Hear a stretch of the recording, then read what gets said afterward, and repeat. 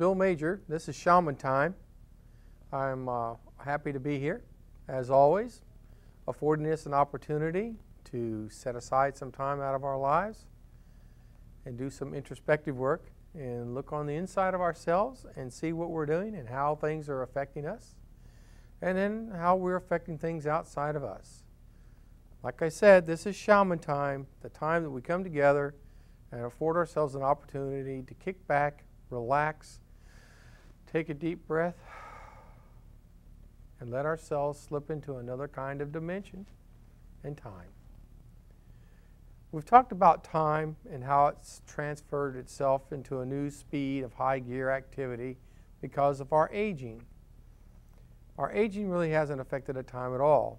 The times remain consistent and constant, just that our minds are taken to a new place as we begin to understand how the fleeting seconds get away from us and accumulate over a period that creates a gap. And in that gap, we find ourselves wondering, what have I been doing? And what should I have been doing? Most of us have a cycle of how we wake and we work and we rest. Right now, that cycle is being interrupted quite frequently during our rest period. True, it's only for a moment or two, and perhaps part of the time in our dream state.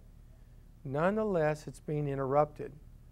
And you say, what is this interruption caused by? Or how do you know it even happens? Or if my sleep is being interrupted, how do I know it's happening to me? Well, there's any number of ways it manifests itself. Some people know right away because there's a gap in their memory.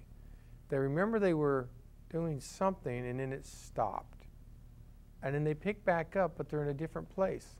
It's like reading a book and closing it and forgetting to mark the space where you were, so that when you open the book again, you begin from where you belong.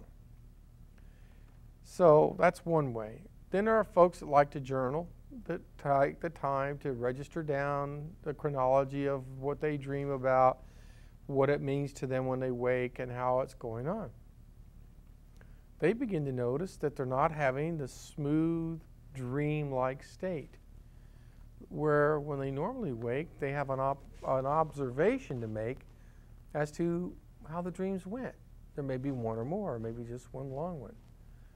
And their journaling begins to reflect gaps and skips, or where they don't have anything to journal at all. And yet they may have consistently been journaling for years, but now they don't have any recollection of what their dream was. What's truly causing the interruptions? Well, it's the cosmos itself is much more active, and it's much louder now than it's ever been before. And you say, well, how can that be? What's actually going on is the Earth itself is changing, and it's losing some of its kind of defensive mechanisms. Where in the past, as these things approached the planet, they veered off or were pushed aside because of the magnetic poles and envelope around the planet. This envelope around our Earth has changed and is continuing to change. In time, the next 5 to 10 years, I think our scientific community will begin to measure and recall what those changes are. But for now, it's very subtle and not really being paid much attention to it. Our sun is getting much more active. We're having bigger solar flares, and the energy is just abounding and just coming and screaming at us ever so hard. And this in itself brings another dimension of disruption, not only to our telecommunications, radio, TV services, but also to us. As these particles come, they disrupt us. There's quarks and cosmic particles that are just flying, and they just disrupt things. We don't have much of a defense anymore. The ozone's there, and the ionosphere, but things are coming through, and it's bombarding us more all the time. There's not much of a defense that we can have at it unless we were to really go deeply underground, and that's not practical. We're surface dwellers, and we belong out here on the surface of the earth, where we can enjoy the light, the sun, the seasons. It would really be drastic for us to have to go underground. But there's some people that have pursued that line of thought and have even made themselves available to talk about it and to discuss it. And to have even grandiose plans where they take the population and move it all the way underground. And it has been the subject of some science fiction movies in the past as to where the world was in such chaos on the surface that the population had to go underground to survive. I'm not advocating that we become cave dwellers again or go underground. I'm just saying it's about the only way that we could truly get away from this new bombardment that's happening. Well, our first line of being able to get ourselves defended to some degree is to raise our own vibration. For us to raise ourselves and our vibration higher.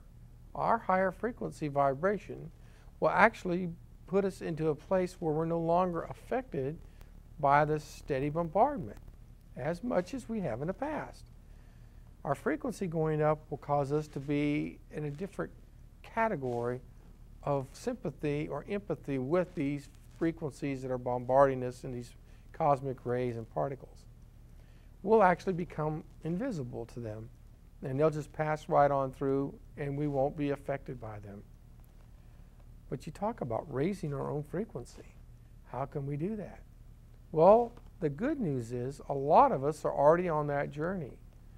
Who we are and what we are is usually indicated by how we approach life, what we think of our spirituality, and just good common sense of realizing that there are life changes in us that are beyond the normal maturing of aging or maybe just getting better diet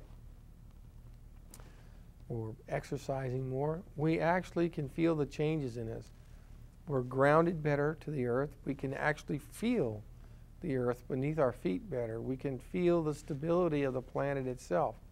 And we can tell when Mother Earth is slightly out of kilter, as is right now with a flurry of earthquakes and changes of the magma and the mantle under the surface. These things will become more evident as history is accumulated and then played back to us at a later date. Right now there's not much of a collection that's really available to tie it all together. There's some speculation, I'm sure, among certain people that deal with geology and the earth itself. They may be tuned into it to some degree, but I don't think the general public is reading a lot about it, nor are they seeking out information as to what are the structural changes and earth changes that are going on. They're more in line with getting on with their day-to-day lives, just like you and I are. But we are definitely affected by the changes. I've talked about taking ourselves and increasing our frequency to get us to be at a higher vibration so that we're not grossly affected by all the new particles that are coming our way. And it prepares us to be ready for the large solar storms that are coming so that that will not affect us either. And we'll be protected by our new vibrations and how high our frequency is. Put that love out there for everybody. I look forward to seeing you next time. It's Bill Major, and this is Shaman Time.